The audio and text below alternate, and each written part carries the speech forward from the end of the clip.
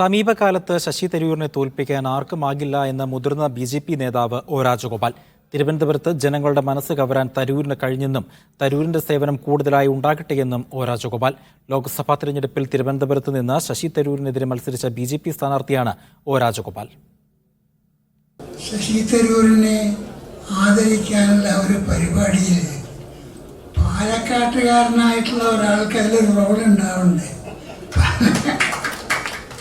പാലക്കാട്ടുകാരനായിട്ടുള്ള ആള് അദ്ദേഹത്തിൻ്റെ മഹിമ ലോകം അംഗീകരിക്കുന്നു.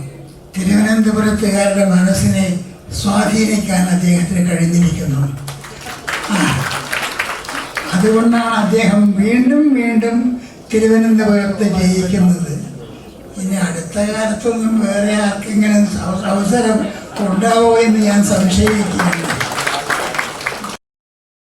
കൂടുതൽ വിവരങ്ങൾ ഷിജോ കുര്യൻ നൽകും. ഷിജോ, എന്താണ് ഒ. രാജഗോപാൽ പറഞ്ഞത്?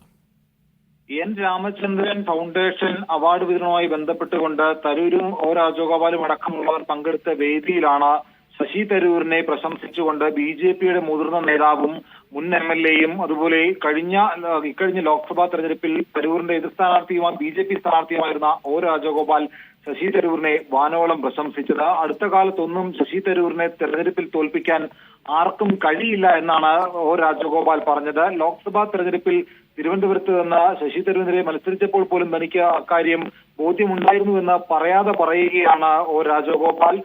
ഇനി നടക്കാൻ പോകുന്ന ലോക്സഭാ തെരഞ്ഞെടുപ്പിൽ ശശി തരൂരിന് എല്ലാ ആശംസകൾ നേരുന്നതായും ഒ. രാജഗോപാൽ പറഞ്ഞു. ശശി തരൂരിന്റെ സേവനം കൂടുതലായിട്ട് ഉണ്ടാകട്ടെ എന്നുകൂടി പറയുന്ന അദ്ദേഹം തിരുവനന്തപുരത്തെ ജനങ്ങളുടെ മനസ്സ് കവരാൻ ശശി തരൂരിന് കഴിഞ്ഞു. അതുകൊണ്ടാണ് ശശി തരൂർ വീണ്ടും വീണ്ടും തിരുവനന്തപുരത്ത് നിന്ന് ലോക്സഭയിലേക്ക് ജയിച്ചു പോകുന്നതെന്നും ഒ. രാജഗോപാൽ പറഞ്ഞു.